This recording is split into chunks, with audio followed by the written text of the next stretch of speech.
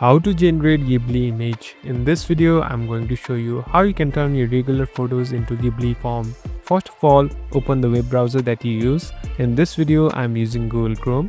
Now, you must go to this website named Ghibliart.ai. So, enter it exactly. So, you'll be in this website.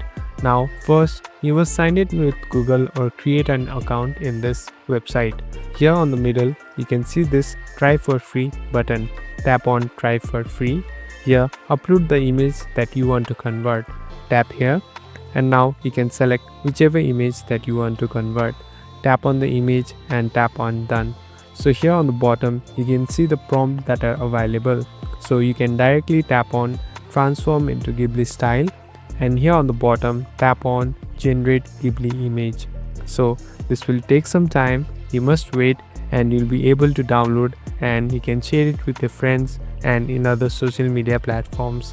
Thank you for watching this video. I hope this video will help you.